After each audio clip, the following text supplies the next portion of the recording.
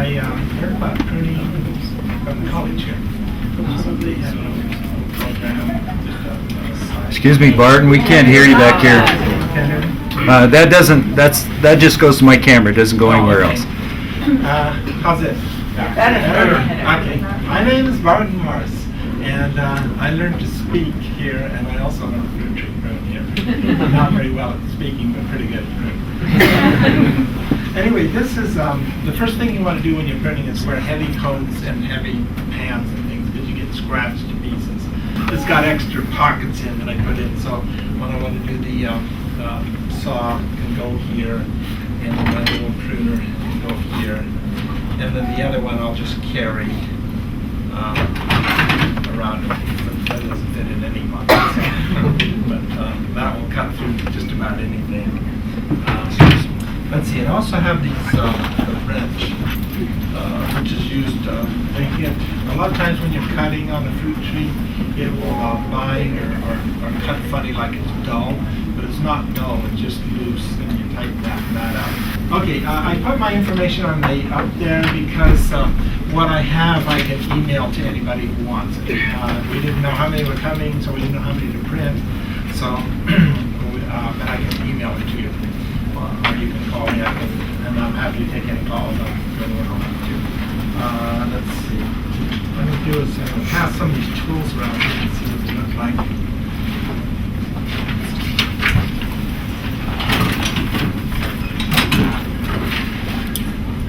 Here's another type of pruner. I like that one the best, but this one works too. Okay, well, the first idea behind fruit tree pruning is you want this to produce fruit. And a lot of fruit trees around here have grown and grown and grown, and they've gotten 20, 40, 50 feet tall. And they're just way too tall. So what you need to do is, I never use anything more than a 6-foot ladder, only else by special request. And go up to 6 feet, highest rung, and I just start cutting it across there. You don't want to top it, because if you just cut it all flat across there, then the next year you're going to have twice as many things sticking out like that. The overall goal is to make the tree like an umbrella, like this, and so that all the fruit spurs are coming down to the ground, where you can just pick around the edges like that, and these centers kind of open. And that's, I like to open up the trees. Open center is the best for pruning. And we'll start with one that is this here. It's a cherry tree. And one of the first things you do with the cherry tree is you want to cut that center one out. And just take it out like that. And then that'll form new buds out here. And then I'll also cut on the tips. Like that, and that'll make it branch out even more. When you first start out, if the tree is young, it'll do this and keep branching. It'll have some nice branches. And then the younger that you prune them, the better. They'll be easier to handle and easier to take care of. And some of the reasons for pruning are... That'll work. Okay. The branches will be loving. They'll be in like this, too tight. So you want to take one of these out, this one or this one. These are two different trees. This is the one. And then what you're looking for is a nice angle about like this. That's the perfect angle there. And about 45. And then, so if you've got weak branches, a weak one like this, see, let's say this is like that. You want to take the weak ones out, or the ones that are going like that. Any dead branches. Hey, and I have samples of everything here that's bad. Here's a dead branch, a broken branch, and so that you would want to cut that whole thing off down below that. I'll just kind of pass these around. This is a plum tree here, and if you look carefully on it, you'll see this little egg sac here. That is called tent caterpillar eggs. And if they hatch out, they just turn into this mass and just eats everything off the tree, all the leaves and all that. So you want to cut those off or take those off. Here's another sample of a tent caterpillar. What time of year do you look for those? About now. just before the leaves come out, because once the leaves come up, then those bugs come out too, and they start eating everything. You want to get them while there's just this, you just pick them off and destroy them. But if you wait later, you're going to have a massive caterpillars that is hard to control. Here's another one. Just cut it off, or you can smash it or peel it off or something like that. I usually cut those off. How about getting rid of them? Burn them? Yeah, just don't put them in compost or anything. Just either squish them or burn them or something. You know, put them in the fireplace or just be sure you get rid of them, because if you leave them around, they'll hatch out wherever they're at. Are you trying to cut the whole branch or just that? Well, I usually cut the whole branch because it's usually right there, and it's Yeah. just, oh well, just cut that off. You said the 45 acre, we watched that on YouTube too, and my apple tree, most of them are steep. Yeah. So I would have to cut them all off. That's it. Well, yeah, you'll just have to choose. Like this one is okay. Yeah. It's a little steep, but it'll be fine. Yeah. And sometimes, yeah, you have to do some radical stuff. If you've got all steep ones, the pears are notorious for that. They'll just be like that, just all straight up and all 20 feet high. You just have to say, well, I want to save this one, I want to save that, and then all the rest may have to go. And sometimes when I prune, people are in shock. They say, you know, what have you done? You killed my tree? No, it's just we're shaking it for the first year. So this is a pear tree. I'll show you where I would cut this. I would cut it right there. The reason I cut it right there is because all these are fruit spurs here, and this is the new one is going to go straight up. That could get as high as 20 feet, this branch here. So you want to control that, and then get it to branch out this way. And how can you tell which is fruit spurs and non-fruit? These here are non-fruit spurs. They're just small, and they're just going to form branches or maybe fruit spurs for next year. But these bigger ones are kind of, if you take and cut them,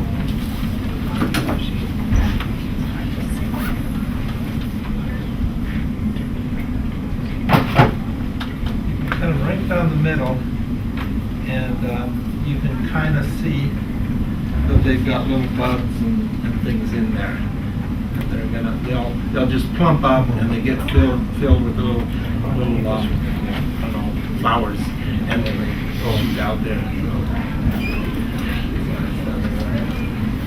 Would those fruit spurs develop into branches going the right way, or? Well, sometimes they do, sometimes they don't. That's why you prune it the way you want it to be pruned, but sometimes they'll do this, and you have to take them off. Or sometimes they'll just curve out just beautifully, and then you've got just what you want. And one year we had this one tree that had a lot of these. We cut it off, and then it sent up all these giant suckers out like this. And so I said, well, but it still didn't have any fruit on it. So I said, well, let's take the suckers that were going straight up like this, all along the branch, and we just clipped those. And then the next year, they were just loaded with fruit all along here. So the suckers are not necessarily a bad thing. You just have to clip them, and if they turn into fruit, you've got a winner then. So say like I have this plum tree and I get one of the suckers on it, Okay. It's tall. And so I usually cut them all off and I'm getting less and less fruit. How far down should I cut those? If you've got you've got a sucker that's going straight up, none of these here, Right. just cut it in about half or 3/4 of the way down. Oh, okay. And then just wait, and then the next year it'll form all these side shoots with fruit on it. Now this one here's a plum, and that's what we did with this one. We cut the top, and then it formed all these buds for fruit on that, including up here. These are also fruit spurs in here. Is now the time to prune or in the fall? Yes, you want to prune now. The reason we prune now is because if you prune it in the fall, then you can have a bad winter. It could damage the tree even more, and then you're going to have to prune more and take out all the dead and dying branches. But if you do it in the spring, then everything has been gone through and died, and also then you can take out the dead branches and prune it up nice. Now, When is it too late in the spring? I've pruned apple trees with blossoms on them. It's probably not the best time. There's some trees like birches and maples that could kill the trees. The only one that can prune those is birch and maple trees are only pruned in November. Yeah. Now here's some samples. Here's a real nice whip from a pear tree, and this was grown straight up like this, and so I whacked it off.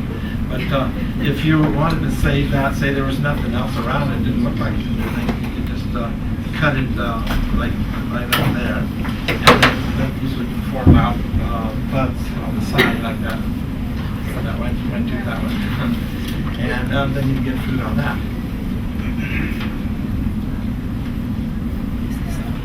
You're trying to open a lot of these trees that you get.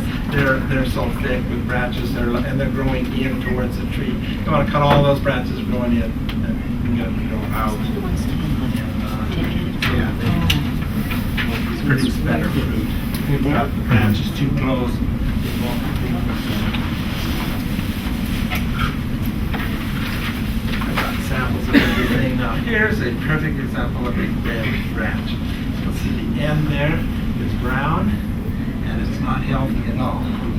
This one here is on the green and white side. That's real healthy there. So this is what you're looking for. This is what you're not looking for. What happens if you don't cut the dead one? They stay dead. Yeah, that's If you don't cut the dead one, If one you don't, year what you next? miss it. Oh, if you don't cut the dead one, it'll just still be dead. And then you can cut it the next year. Okay. Yeah, you can always go back. Now, apricots and peaches, you can prune 75% of the branches off it, and that's actually healthy for them. Same with grapes. You can have a nice grape like this. It has a wick running out 20 feet. You can cut it right back to about this far, and it'll send out another 20 feet the following year. So. Could you cut off the dead branches like in the middle of summer? Yeah, you can cut dead ones off any time. But if you've got dead branches, there's a reason. It's just too crowded. It's such a long. You can get rid of those. Make the growth and all that. Back on the grapes, you said if you were to leave that trailer on there, will it still sprout? Yeah, it's just slows down on the vigor a bit of it. It just kind of doesn't produce as big as many grapes. But it's really funny because I watched my grape. I cut it way back to the tree there, and it came out and it would send out these shoots, and then it would send out flowers and buds, and another shoot, flowers and buds, all on new wood. And then they had all these nice grapes. And I've seen lots of grapes surviving in this valley. This one guy has a kind of a great big commercial grape that like the rough one. But usually zone 4 is what we are at. And that's the best thing. What would be the purpose of grafting? Well, if you want to take, say you want to take an apple that you really love and on a tree that's old and dying and put it on a younger tree, or if you've got another one, or if you want to put several types of apples on one tree, you can do that. Or take them from a friend's place, and bring them to your place, or vice versa. Did you say you don't have to wrap it with?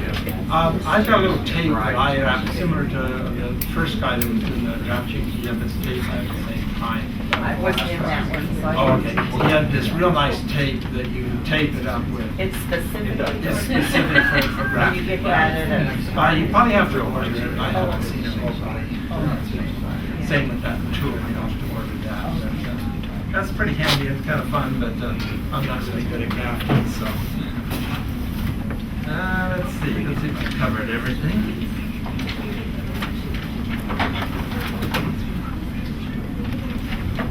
So should we be doing all of our fruit trees now? Yeah, now is the best time to prune. And grapes, and what about a blueberry? Blueberries, yeah. All that, all those kinds of things I'm talking about now. We just acquired property that had multiple plum trees on it that hadn't been taken care of in probably 10 years. And they're all 25 feet tall. Now, Yeah. how much of that should I cut off the first time? I mean, so I just go way down the first year or just do it You incrementally? can cut it down to 6 feet if you want. Really? Yeah. How many? 6 feet, you know, just as high if you want. Wow. Is it That seems pretty aggressive. It's pretty aggressive. Now, if you've got if the plum tree has no branches, and just like this, and no branches up to here, and you cut it, you have a 50-50 chance of it dying. That's not the case with branches everywhere. Okay, if there's branches everywhere, Yeah. then Yeah. just cut it like wherever you want, Okay. and then shape the tree after that. Ah, okay. So 6 feet tall? Sometimes I'll take a 6-foot ladder, climb to the top of that, and then do a chest high here. Just if you got a big one here, and if you know another 10, 20 feet above you, just cut that off, and then it's probably going to fall down, break branches. So then you go and clean it up, take all the broken branches and clean those, and cut those. Would you expect any fruit? You can still get fruit from them, yeah, if they have fruit spurs down below, and you're going to get more. One lady had a fruit tree that was like that, and we cut it way back. She hadn't had fruit in 5 years, and that year, she said she had so many boxes of fruit. What about a 3-year-old tree? We bought very, very expensive, when they were $90 for 2 apple trees. Okay. And we planted them like we were supposed to and watered them, and we haven't had an apple in 3 years. I haven't pruned in time. Well, they sometimes will take 5 to 7 But years. they don't seem to be growing. If they're not growing, how much is the new growth on them each year? Is it like this, or is it like more like that? Like a short one. Then it needs fertilizer. What kind? Well, the best thing that seems to work is the chicken manure. Chicken? Yeah, we just get bags of chicken manure, and you get an iron bar, and you drive the iron bar about 18 inches, every 12 inches, all the way around the tree like that, right at the drip line, where the branches come out. And then water that in good, and that just does miracles. That'll bring the tree back to life. And you should have some enormous growth on apple trees. 3 to 6 feet is not unusual. For just 3 years. Yeah, I mean, just for each year. So if you've got like growth like this or less, then it definitely needs fertilizer. So chicken is the best. Yeah, chicken manure. And is how about the deep best. did you say to? About 18 inches. That'll get it past the grass. What happens if you sprinkle it on the top, the grass sucks it all up and you get a lush grass, but it doesn't get to the tree. So. I've got a couple of pear trees and they're all just shoots. How do I, and I've topped them, but now I Okay. just got tons more. How tall is it? It's about 12 feet. 12 feet. Okay, now's the time to start forming and picking out. Do you have any branches that are going on I like that? weeded some down last year to Okay. try to, is that a good Did that idea? work? Somewhat, yeah. Okay, yeah, that's a good idea. I've done that before. Like if they're all just going straight up, but they're kind of like that, and kind of you can tie the tip of it and weight them down and pin them down, and then they'll stay that way. And then that's much better because pear trees are notorious, like I said, for growing straight up. And what do I do with all this tree up? Well, you cut them off. You save the ones you want to save, but cut off the ones that are just tight and too close and bad angles and all that. And sometimes these are radical surgery. Blocking any. So you say, well, I want to save this one, but not these. What is like the lowest branches you should have? Well, that depends on if you want to mow under it or if you don't mind it going to the ground. They can go all the way to the ground if you want. But a lot of people, it just kind of clumsy and awkward to get to it. But a lot of those lower ones tend to be shorter. So I'll prune it up to maybe waist high, and then everything from 6-8 feet up, I take that off. I had an apple tree that was about 8 feet tall, but when we had that early freeze 2 years ago, about 6 feet broke off. So it's about 2.5 feet tall with about 8-foot branches, and it's producing about 150 apples a year, but it's branches, But it's not a tree. It's real low, okay. And I don't know Does it if- have any shoots coming up? No, it's It's just, yeah, it's Well, I guess you won't need a ladder. So like, should I cut it to make it grow up? Or what You do I can do? cut the ends off to kind of encourage some upward growth. But usually they usually tend to, send up something. If they're not sending up anything, it might be a dwarf tree and just kind of doesn't want to go up. The trees are, they kind of pick all It's getting, it's like 16 feet wide now. Though. Whoa. It's just going around. Yeah, It's like going the wrong way. Umbrella that no one can get under. Trees aren't pruned that way. There's one method where you prune the tree just flat against the wall and way wide, and that's kind of what's happening here. So well, as long as it's not in the way or anything, that's just fine to do that. So I've got one plum tree that I pruned for the last 15 years, and then 2 plum hedges that I've left alone. Okay. And over the time, I've gotten less and less off the one I pruned, and the hedges that are about the same amount they always have, you know, because I always sell fruit on those. Am I pruning off the fruit buds, or? It's possible. Yeah, if you're getting less and less fruit and it's still growing rapidly, Yeah. you're probably pruning off the fruit strips. Okay. So,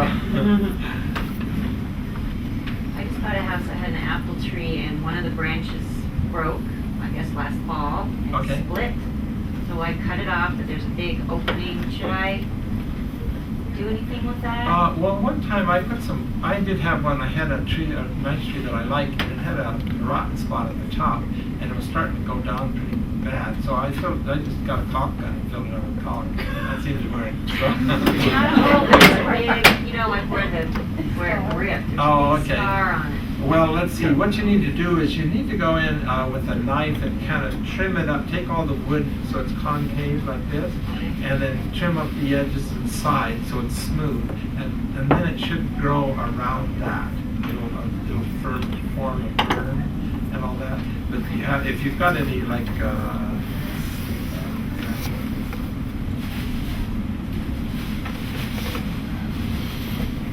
well, let's see. Say it broke off like. I'm saying broke off the sword, man. It was that, it was in the bottom, like right where it split, so it was quite a big branch. Okay, so if it breaks off here, what you see this all this wood sticking out and all that, you need to trim all that off, make it real nice and smooth so you've got a nice edge around it, and the tree will form around that and seal it off eventually. And if it's real big, if it's big like that, or Yes. okay, then yeah, you're gonna have to like chisel it and make sure it's all trimmed up nice, and get all the wood out of there, and so that you can see the cambium all the way around, and then it'll trim and grow around that Just heal itself. and heal itself. Do you prune every year, like the same tree once a year? Yeah, I prune all my trees every year, and the first year maybe is really radical, and you're cutting out huge chunks like that. But the next year you've got just suckers to deal with, and you can choose which ones you want to keep and which ones you don't want to keep. Then eventually you have a real nice tree. And the best thing is when you buy a tree, a little tree from the nursery or something like that, start pruning it right away. Like a big whip like this, just cut it like that, try to get some branches, and then clip those branches. And then never let it grow taller than you can reach. Then you'll never need a ladder. And get all kinds of fruit. Is there any way if you cut a big, we have a big old one, and we cut some of these large center branches out of it, and we just have, you know, it feels like hundreds of little suckers coming up from each of those cuts every year. Is there any way to discourage those? Well, you can go around in the springtime when they're starting to send those up and just break those off, and that'll save you from pruning them later. And there'll just be little nuggets, and you'll see them sticking up about June, I suppose. And then just start breaking them off, and it'll save you from pruning them off later. You said about June? Yeah, probably about June. Like some trees do it a lot worse too. Yeah, and some do it a lot worse. What about deer? Is it possible just to prune them up high enough that the deer can't get them, but then? Yeah. When I do an area that's happens a lot of deer, sometimes I'll start at 6 feet and go up from there. Because they just eat everything, and sometimes they're just really, really bad. And so we'll just prune everything off up so they can't reach it anymore, and then you get the big tree from that. Right, better for deer fence. Do you have any tips for mini dwarf fruit trees? Well, if they're really dwarf, you just have to keep them, pruned just a little bit. Make sure that each branch is nicely spaced and room for the fruit and all that. And if it's real crowded, just thin it out. But dwarf ones, there's not a lot to prune. Sometimes it just snips them thin and that's it. I got a good sized lilac. How much can I top off or reduce it to move it? Oh, you want to move it? Yeah. Okay, well you can What cut it don't do right to anything. the ground. Right to the ground? And dig it out and move it. Now, the lilacs, if you're doing lilacs, you want to prune them 1/3 of the branches. Like if it has, say, 12 branches, you take out 3 or 4 of the biggest branches, all the way to the ground, and that keeps it healthy and growing and all that. One sec. Because the the lilacs always produce on new wood tips, so they just keep getting taller and taller. Yeah. So you want to cut the biggest ones out, all the way to the ground. So I can also cut off 1/3 of the height or something? No, if you do that, you'll lose all the lilacs. Oh. So, but if you're just moving it, or you could cut off 1/3 of the top. You're not going to get any lilacs, and move it if you wanted. And But you the get next lilacs year the you- next year. I have a really old lilac tree that was at the house that I bought, Okay. and it produces, but it turns brown and icky. Should I just like whack it off? I'd cut it to the ground and save the suckers. All the suckers then would be your nice, good, fresh ones. You won't get any fruit or any lilacs this year. Because it's a big old tree. Yeah, that was what they did, is they pruned it to a lilac tree rather than a bush. So, and lilacs are really best as a bush, having lots of new sprouts coming all the time. And a lot of people just take all those suckers and cut it all down, but you're supposed to actually save some of those. Earlier, sorry, go ahead. Earlier you demonstrated on the cherry tree that you were trimming off. Do you trim every single end? Yeah, on cherry trees you do. They're sticking up. They usually come in groups of 3. You just cut the center of them out. And that's what you do as it grows out. And then each year it grows out. Each of those will have 3 more. And then you cut the center of those. And it kind of goes like this all the way out. But you're not trimming the end of every branch? You can. It depends. Now, if you've got a real healthy one,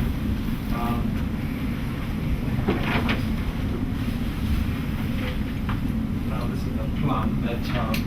Let's see. They usually come like this, and you'll cut that center one out, and then the next year, each of those will have like that 3, and you cut the center of that out. And if you go down to the lake of the cherries are growing, you'll see that that's on the end of those.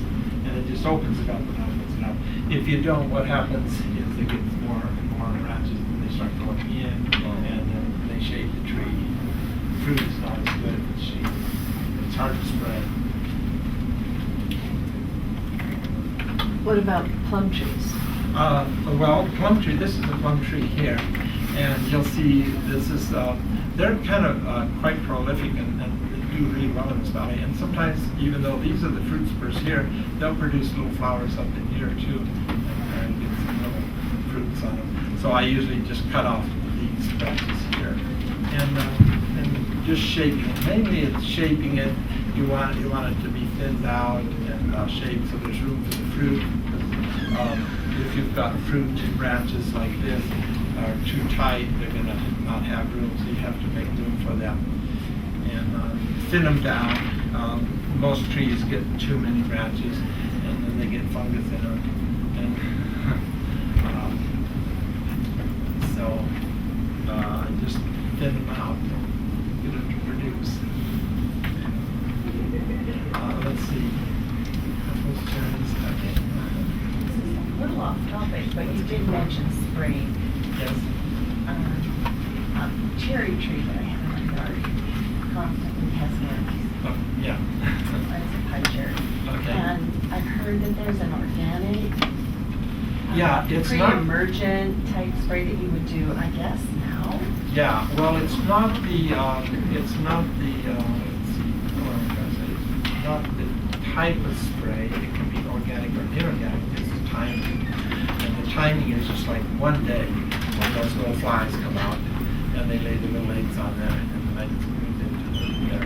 And that timing is what I don't know. So you have to talk to some of the cherry tree orchards and find out when that time is. Because it's like one day and this guy goes on, gets all the cherry trees around the lake, and then there's no problem with that. So, and it's a different worm that goes into the cherry than it goes into the apple. The apple is, when the apple is blooming, it'll have all these blooms on it, and then the blooms fall off, and the apple itself is, well, it's a little miniature apple, but it's open like this. And And so the worms come along and they can just crawl right into the apple. And then 2 to 3 weeks later, the apple closes up like this, the worm's inside, and then it grows up like this, and the worm grows, and then he eats his way out. And that's how you get the worms. So if you can get the worms before it goes in, you know, right after blossom fall, spray the trees every 5 or 7 days, and until it closes up, then you won't have any worms in your house. And you can use organic spray. I've recommended Captain Jack, but I don't know, I'm also very good at something. The spraying I don't do because it's just such a timing thing, and I like chemicals and all that, so I'm not an expert on that. Is that always after the blossoms? Yeah, always after the blossoms. Cherry and apple. Now the cherry is a little different. After the flowers fall off, you don't have to spray until the cherry's a little bit bigger, and then every 7 days it turns red. That's a different thing than a butterfly. What about the fungus that grows on the plum trees? That is a fungus. Let's see. I believe you got to use lime sulfur spray on that, and you can put that on now, and that should take care of that. There's a couple of different things that go on things. Lime sulfur spray takes care of scab and fungus and things like that. And then later you have to spray for bugs. Was that the fungus you showed on the branches you cut up? No, that was actually a tent worm. Tentworm. Yeah, tent worm eggs, and those you can just pick off now, and it'll save you spraying them at all. Usually you don't have to spray plum trees or pear trees, but apple trees and cherries will definitely get worms if you don't spray them. And sometimes I let mine go, but in fact I never spray mine, but I get about 75% worm free. So if you got a healthy, fast-growing tree, that helps ward them off. But the things you said you cut off, what is if you have one of those spots and you want to keep that branch? Yeah, you want to take that casing of eggs off of there, somewhat, you know, put it like that or something like that. For now, and then don't throw it down on the ground. Or Can't scrape it up. They kind of just break off, just like stick. Yeah, they kind of break off. Well, if you cut it off and leave it on the ground, the worms are just going to come out, go right back on the tree. So you got to get rid of that. So it's on tape. No. And they can make big tents. Oh, and they just make terrible nests in the tree, so it's better to get them now while they are doing I was trimming my raspberries, and I was confused, this is the new house that I just bought. All the spant ones that I could tell last year produced, that. I was cutting them off, but they were green, they were like alive. Oh, well, there's 2 different kinds. If you've got the kind that produce in the fall and in the spring, then you want to keep I don't know what those. they are, 'cause I just bought a Well, house. okay. Well, you cut the top at first and see if it's green. Okay. If it's green, then it's alive and keep it. Okay. But if you cut it and it's brown or brittle, then it's dead. And you just cut all the way down to the bottom, and it should be dead all the way down. Okay. So even though it produced last year, it will still, It could still produce this year if it's green. It Okay. depends on the variety. That's what I did. There's like a heritage that will do that. It'll Okay. produce in the fall and stay green, and then produce in the summer, and then also produce new shoots in the fall. and then the fall bearing ones you just cut to the ground. Yes. Right. But you can also leave them. You can? Yeah, you can leave them too. So you want to make sure you don't get them mixed up, because if you get the fall bearing ones from up in the spring, then you won't. These get are ones that I just planted so they're babies. Okay. Just cut them to the, I planted them in the fall. Oh, you planted them in the fall? Well, I would just snip them at the tip, see if they're green. If they're green, you leave them. Okay. Yeah, and if they're not, then you cut them down. Is it the same with like boysenberries? No, boysenberries are a little different. You look for the green on those and just cut back to the green. If it's dead, you just cut back until you find green.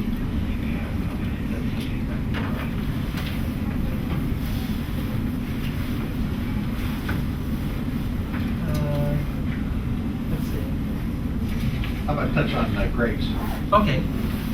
Well, I have a grapevine, and it produced 40 pounds of grapes last year. And then it grew out 20 feet down, right? And so I let it go into the fence, and once it starts with the fence, it leaves around a couple times, and then everything that's another 5 or 10 feet out that way. I cut it right back. And then this year we'll just do the same thing, along the fence and all that. And you want to have them about maybe this high, so they go along there. And easy to pick. And you can have 2 layers. You can have one here, about 3 feet between. And then once you've got a base, and you've got a grapevine like that big or something, then you can just have it here and then cut most everything off except for about 3 inches, 3 buds, about 3 buds, I guess, 1, 2, 3, yeah, and then all along there. Those will send out the fruit next year. Is there a better kind of grape to grow here?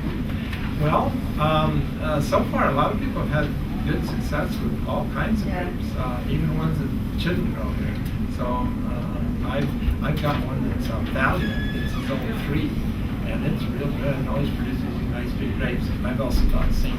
Croix, which is real good. It's a right one. I've got a seedless Somerset, and it's survived the winter, not as well as the others. I've got some seedless Concord that died right to the ground. So there was 05. So If you Google 30 below zero grapes, you'll get this company that sells all kinds of grapes. oh yeah, there's one in New York that's Yeah. called Double A. Oh, I don't I think know. it's Double A or Double A. Double A. It's double A. Is it Double A? Okay, okay then. That's the one. Sell Great grapes. Which is 5 minutes. Oh, 5 minutes, okay. 5 minutes, any last questions? Arctic kiwi. Oh, yeah. I've got a kiwi right by my house, and it does really well. It's real hardy, and it comes up and produces all these kiwis. And I've heard that it's the male kiwi that produces all the kiwis. So apparently I have the male kiwi. And I bought 3 or 4 or maybe 6 of them. This is the only one that survived. But it's really hardy. I mean, it's sticking out 6, 8 feet above the ground, and you clip the tips, and it's green right up there. So, I have 3 of them trained into a trellis, and they put off tremendous growth every year, but I'm not getting any fruit off them. oh, well, it might be the wrong, you might need to get a female or. I bought male and female. Oh, yeah, and you're still not getting any? No, Is there 2 or more? I have 3 of them. 3 of them. Make sure that the male, you shade the roots. Like it doesn't like to be really exposed at the bottom of the male especially. You make sure the lowest part is shaded, it does help. Are they growing rapidly? Oh, yeah. Okay, and no fruit. They're vigorous, none of them are flowering, putting off any fruit. And are they a sunny area? They're, partial sun. Yeah, it could be a lack of fertilizer. It could be just slightly too shady. It could be several different things. Or it may be that you got all 3 or all female or something like that. I bought them from a local nursery, and they were Yeah. labeled which ones was male and female. Yeah, I did the same. And all my females died. I thought, oh, well, I don't have anything male that never started producing. It was, let's see. It was several years. It was about 5 years before I started with this. Do you prune it back at all? I don't prune mine much at all. Just take out the dead stuff. And there's usually not much dead. It's usually alive. Yeah, I've only noticed a little bit that dies back. Yeah, I would do a little more study on that. Maybe all I can think of is that maybe this needs a little bit more fertilizer. Sometimes it's lacking in the seed. That doesn't affect it. So they're kind of new to this area. So Yeah. I was surprised mine produces really great size. I was gonna ask more on the chicken manure you said, is that good for all fruit trees or Yeah. just? Yeah, I think it was really good. Is that better than like the steaks that you could? Well, the steaks are not organic, so that's why I was going to recommend the chicken. You can use steaks, though they would be fine too. About the same. They're a little bit stronger. So how do you do it again? You take the rod and... You take a steel rod and drive it down about 18 inches, about every 18 to 12 inches all the way around the drip line of the tree. And then you pour the chicken manure in those holes, and then you can feed the tree. Give it lots of water. And especially if you've got a fruit tree that only has about a little growth, then it definitely needs fertilizer. And I've seen that a lot of wheat trees. they need to have nice, healthy growth on them. Where do you buy that at, Barton? Hoper's has it. Now, like I said, if anybody wants this whole information on here or wants to talk to me, one can email me.